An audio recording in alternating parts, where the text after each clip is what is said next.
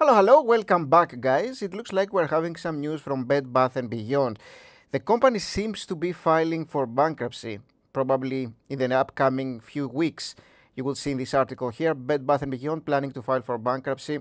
Earlier in the day, Bed Bath & Beyond said it was considering a variety of options, including obtaining relief under the US Bankruptcy Code. And if you have been following our channel here, you definitely have seen the videos that I've made in which I talked about the very real potential of a Bed Bath & Beyond bankruptcy, and it looks like we're heading there. We have talked about this company for a long time. It has been a meme stock lately, and if you take a look at our stock news page over here, you will see that it is basically talking about Bed Bath & Beyond planning for bankruptcy. Lots of different resources here talking about a collapse and bankruptcy and things of that sort. So it looks like this is where we're heading at for Bed Bath & Beyond. Now, if you take a look at things like the stock tweets feed, for example, you will see all sorts of people being here and talking about the company, the fact that it is over, and other people also potentially thinking that there could be a short squeeze, potentially. And, they may be talking about it. I actually saw some messages over here. You should be very careful about these ones. And in this video, I kind of wanted to talk a little bit about how you handle such situations in the case where you actually have bought some stock and you are, going down potentially with the company, at least for this investment. Now, if you take a look at the 6 months chart, this was a company that was screaming failure, basically. The 3 months chart over here is more indicative, even with declines pretty much every day. And this is what tends to happen with these kinds of companies that are deeply in the red and they're not making money. Is the big thing here, not so much the stock price. They go down and down and down. They never really give you the chance to actually recover. And you keep holding the bag till it goes down to zero, potentially. Now, when we're seeing these kinds of bankruptcies happen, what happens within these cycles is that traders come in and they do play the stock as if it's a tradable object, pretty much, even though it's heading to bankruptcy. And so it's very likely that you could see a short squeeze, but obviously, if you're holding the stock, it's extremely dangerous to keep holding because, of course, it's destined to go to zero. Unless something really weird happens, which almost never does.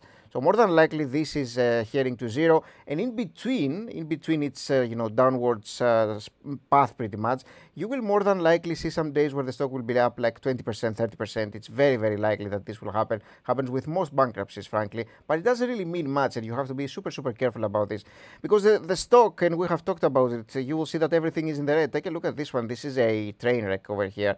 It's losing money from everywhere, pretty much. Remember, they were buying some stock for no real reason. I don't know if they were trying to lure investors, but we talked about it in previous videos about Bed Bath & Beyond. It didn't make sense because they're not profitable. Like, you'll see the revenue is going down, net income is going down, deeply in negative territory, under negative territory over here. And total equity is going down, of course, because they're buying outstanding shares, which are going to zero. So it's a failure waiting to happen here. And take a look at this debt to equity. Absolutely insane here. The company has a tremendous amount of debt, and this is the first alarm bell, frankly, that you should be looking at. The fact that the company is not making money and has so much debt, how are they going to service that debt? You should be asking them that thing for all your companies. If you're having a company that is not making money, there is a problem of debt. Like most companies have debt, and some companies have a lot of debt. So if you're not making money, if you're not making free cash flow, how are you going to finance this debt? There's two ways. You get more debt, you get extra debt, or you're actually selling shares and you are financing through your own shareholders. Both are really bad, and eventually it tends to crash. The stock tends to crash if it doesn't go back to profitability. And Bed Bath & Beyond hasn't been profitable for a while now, and it looks like it was completely devastated during the pandemic, increasing their debt to equity ratio and basically getting into a red zone here, and it's nowhere near a potential buy. Of course, it doesn't make any sense to be looking at potentially buying this company. It makes absolute zero sense. And there have been things about the company that we saw lately. There has been this story about a very well-known large investor buying and then pretty much dumping on people, and this is why we're looking at the company going down 94%. But if you're holding stock for this company, the more normal thing to do here is to try to get rid of it as quickly as possible. And by waiting, more than likely this is going to be going down. And again, you could be having up days, and this will more than likely happen. But what tends to happen with these kinds of up days is, let's say that you bought here, let's say that you bought at 3.6. You could have an uptick where right now it's actually sitting at, let's just say 1.6. So very few people have bought at this level. And then it may go to like 1.7, for example. And then it may go down to 1.4, and then 1.6, and then 1.3, and then 1.5. So it tends to give you more hope, but it doesn't really enable back holders to actually pretty much sell the company and make back all their money. They can make some, but probably not all of their money, and this is why they are not willing to sell. They are waiting for a bump that never happens, because a lot of people are holding at these levels because they have been there for a while. So the moment they reach these levels or it comes close to these levels, people are selling. So there's a massive selling pressure brings the stock down, and you never really get the chance to get rid of your shares because other people are getting rid of them a little bit earlier, maybe at this price level, maybe at this price level, but nowhere near this price level. So this is what tends to happen with these kinds of bankruptcies. And again, in between these days, you are more than likely to be looking at like 20% gains, 25% gains, never really reaching though the high of the month, for example, or the high of the 3 months. So this is why it's important to, if you hold this kind of company that is going to bankrupt, maybe find a day where the stock is going to be 25%, 30% up. Could even be 2 days, consecutive days, for example. That is always a bet, and try to get rid of it then. This is what I would do if I were holding this kind of company. But again, it's super risky. It's more than likely not going to go to zero very, very soon, but it will eventually once the company files for bankruptcy.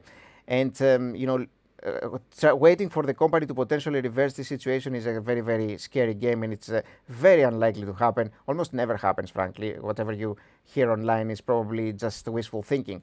More than likely will never happen, and people who own this will end up losing their money till this reaches zero.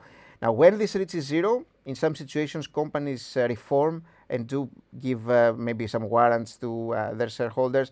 This doesn't look like a company that this has the potential for a reform here, because it's a retailer. It's going to be unlikely for them to create like a new entity out of this one.